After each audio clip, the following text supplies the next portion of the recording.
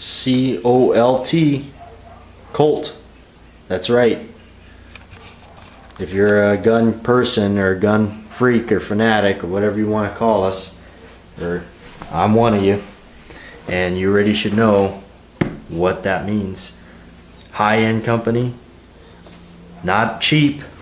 So that's what we got today. Oh yeah.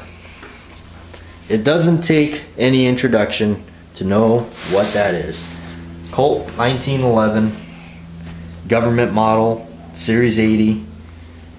It doesn't need much more than that. This one's an original, what they kind of, you get that term a lot, and that's what I kind of want to talk about today, which is, this is your basic, what they call an A1 configuration.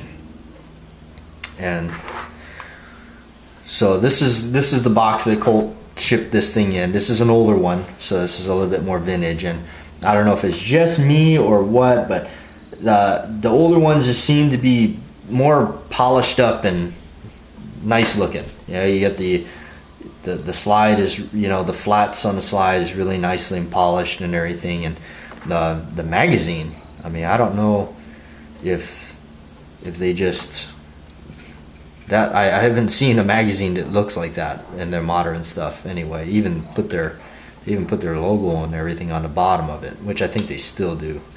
But anyway, let's take a look at this gun. There's the box. You get some of the literature there and everything. But other than that, it's just a blue plastic box. So let's take a look at this gun. So this is the Colt 1911 Series 80. You can see it stamped there. Go ahead and check it. Unloaded. No ammunition on this tabletop, as we always do. No ammunition present. Nice rosewood grips with the medallion on both sides. So, and you got your a little bit better sights. You know, you got your 3-dot sight system, which it opened up a little bit better than the old GI guns. But so this one's called the Government Model Series 80. And what does the Series 80 mean? The Series 80 just basically means they added this firing pin stop inside the frame, or the slide rather. Inside the frame there's 2 levers that are actuated by the trigger bar, and it pops this button right here, similar to like what a Glock has, and pops that up in order for the hammer to drop down on the firing pin and actually be fired. It's just a safety precaution, a safety measure that was added, which it probably is a good thing. You know, it probably is. A lot of people have this issue with it. Gunsmiths will tell you that it makes it harder to get a nice clean trigger pull on the thing. And I must say, just as a Colt fanboy, this gun has a really nice trigger for being a Series 80 pistol. You know, it does have it breaks nice and crisp and clean. It doesn't have too much creep, and you know, it's a Colt. It's, you know, you're getting that, you're getting all the craftsmanship, the steel they use is really good, everything, the fit and finish. I mean, this gun, I fired it and everything, you know, it doesn't rattle too much, and it's accurate. It's very accurate. It's one of my safe queens. I do shoot it, but it is mostly a safe queen. It does stay in the safe a lot. Anyway, so the roll marks are really nice on it. You get the Colt. You know, it says Colt's Government Model 45 automatic caliber with their rampant pony right there. You know, Series 80, and you get their lettering there and everything, and even their, you know, even the logo on the grips and everything. So the gun's really nice. I picked this one up some time back. This is one of the kind of the first Colt pistols I was buying. Since then I've acquired many Colt 1911s, and this one came my way and had to have it, and it is nice, mainly because of Hickok 45. That guy's cost me a lot of money. Good thing. It's a good thing. He brings a lot of guns that we don't really get to see, or don't have the money to see, and, you know, see in action especially. So the Series 80 system, here's like this is a World War II or World War I repro that Colt introduced.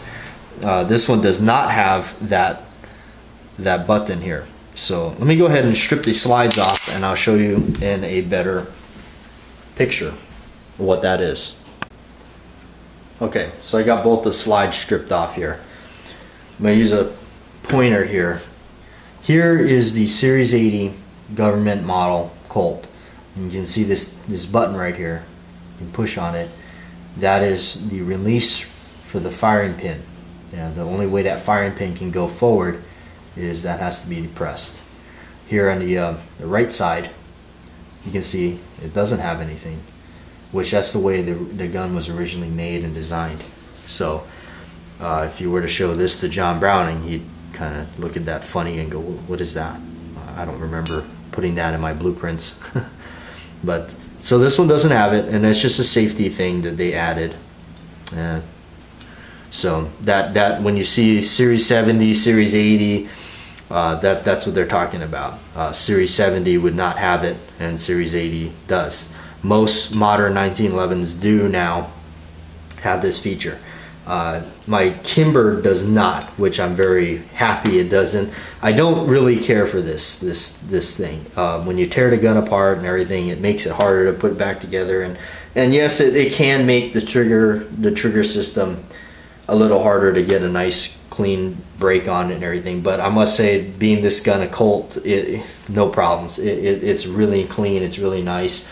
I don't prefer too light of a trigger pull because you can get an AD, an accidental discharge or something if you're not careful, especially with a 1911 or something like that, because when you're coming out of the holster, you have to punch it out to downrange or at the target of opportunity, take the safety off and then pull the trigger. You don't want to.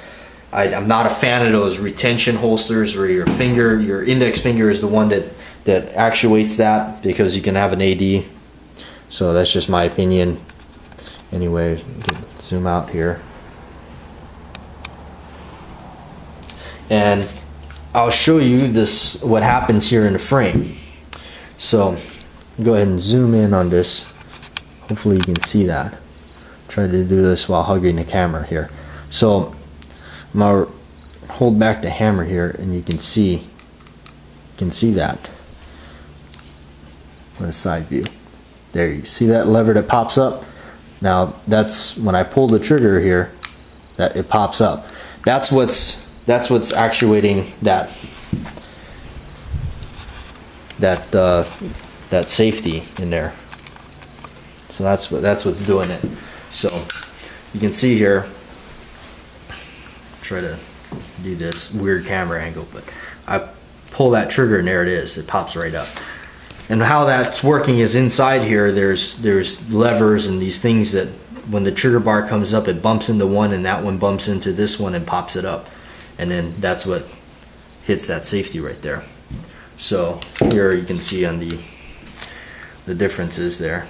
I don't know which way is a better way for you to see that. Hopefully you can see that. You can see the cutout on the frame. Here's the government model Series 80, and here's another Colt, more like a Series 70 World War I reproduction pistol, one of their anniversary models. And you can see it doesn't have it, so there is a difference there.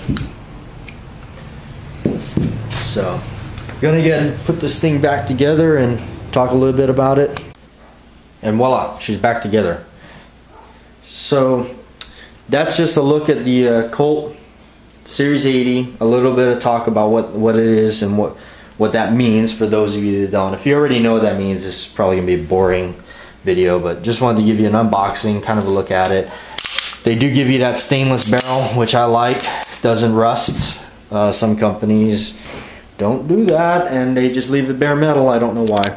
Anyway, but they give you a close-up look at it. The Colt Series 80 government model, basic configuration, or the A1 configuration, so it doesn't have all the bells and whistles and the trims on it. I already did a video of the basic variations, so if you have a question about what does all that mean, what is the A1 configuration to the basic original 1911, like 1918, World War I, what is all the differences? I have a video, check it out. It's on my channel. BATJAC J.W. here, signing out. Thanks for watching. Please like and subscribe.